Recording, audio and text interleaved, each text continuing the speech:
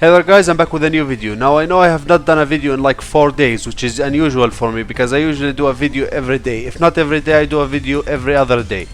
But those past few days have been crazy when it comes to my real life. I've been very busy and I didn't have any time to do videos, but I'm hoping starting next week after I do the comic reviews, I will start doing videos daily. Mortal Kombat X is coming out in about 11 days, which is just insane. The game is so close and I can't wait to get my hands on it. The game looks amazing. And I'm even more excited about the recently confirmed character, Kenshi. Now for those that don't know, Kenshi is one of my favorite characters, and in this game he has the best design ever.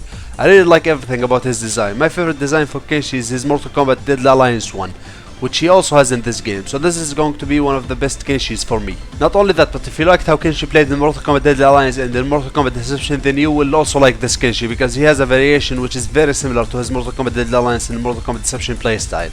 I will get into that variation later, but let's start it off with the first variation that we get to see, which is called Balanced. I find this name to be quite funny, because for those that don't know, Kenshi was the most incredibly amazing, super duper powerful zoners in Mortal Kombat 9, so he was considered to be one of those characters that are broken.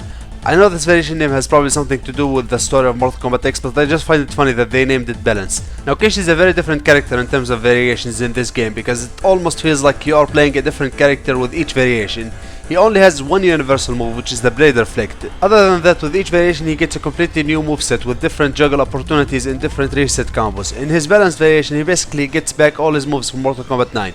He gets the Rising Karma, Telekinetic Slice, Tele Fury, and Spirit Push. He will more or less play like he did in Mortal Kombat 9, but now with different combo strings, which means new combos. But aside from that, if you played Kenshi in Mortal Kombat 9 and you liked how he played, you'll be very happy to know that he will play very similarly to how he did in Mortal Kombat 9 in this variation. This variation is focused on zoning rather than rushdown. You can still string together combos, of course, but it's more focused on Kenshi keeping the opponent away, hence the Spirit Push, Tele Fury, and Telekinetic Slice. All of them are moves you use to keep your opponent away from you rather than rush him down. You can still do that, but this is not the best variation for that. The second variation is called Possessed. This is probably the craziest variation for Kenshi out of the three. All of his attacks get replaced by a demon. Now they said on the stream that his sword, which is called Sento, gets broken and all of the spirits which are trapped inside it get released and possess Kenshi.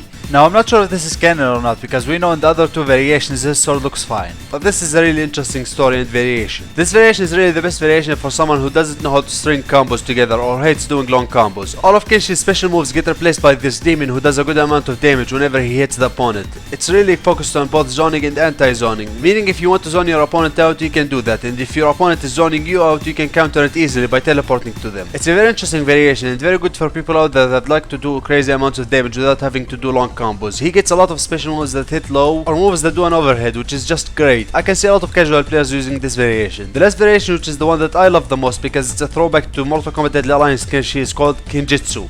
I know it's a silly name, but it's an amazing variation. This is a very rushdown heavy variation with a lot of amazing moves. Again, all of his specials get replaced with new specials like the Tele Slam. Now the Tele Slam is probably the most interesting and most useful in this variation in terms of setting up large combos. On its own, the Tele Slam will only have Kenshi slam the opponent in whichever direction you want, which again is good for setting up combos, but if you meta burn it, Kenshi will be able to get a free hit in, meaning it will be amazing for doing long combo strings. This is probably the best variation for rushdown and getting in combos. I really like that he doesn't have spirits using his sword, but he himself uses his sword in combat. It's probably the variation I'm going to go with. Now overall, Kenshi is amazing. I like all three of his variations. I usually just like one variation from a character, but with Kenshi it's different.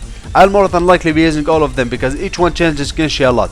There's also one last thing you guys want me to talk about, which is the select screen. We finally got to see what the full select screen looks like, and now we know all the characters who will be in Mortal Kombat X. If you guys remember, there's a video that I did a while back talking about the roster leak, and it turned out to be true. All the characters on that list are now officially in the game and are on the select screen. I'll put the video in the description box if you guys want to check it out. Now what do I think about the roster? Well, I can't really complain. I have two of my favorite characters in this game and they look absolutely amazing. And there are new characters that I'm excited about, like Kang Jin and Erron Black, but I understand why people would be upset about the roster. It is by no means the best roster. There are a lot of characters that needed to be in this game. Characters like Fujin. Where is Fujin? This game was supposed to be his game. Him and Shinnok were supposed to be a lock for this game. We got Shinnok, but we still need Fujin. People want Fujin. Everybody's asking for him, including me. For me, the roster is an okay. It could have been a lot better, but the game is still going to be amazing regardless of which characters made it in. But to be fair, this is the only Mortal Kombat roster ever that included very likable new characters. I'm interested in trying out all the new characters, which is more than I can say for past Mortal Kombat games. I'm liking what I'm seeing. I just hope we could see more, and we probably will if we get a second wave of DLC that includes the likes of Havoc, Reiko, and Fujin. But there is still one character we don't know about. According to Sean Hemrick, there is going to be a character that you unlock at the end of story mode. I hope he wasn't talking about unlocking a character that we already saw, like Liu Kang or Shinnok. I'm thinking it might be Fujin. But let me know what you guys think about Kenshi and what you think about the final roster. I hope you guys enjoyed the video, and if you did, make sure to hit that like button for more amazing videos. And as always guys, stay awesome.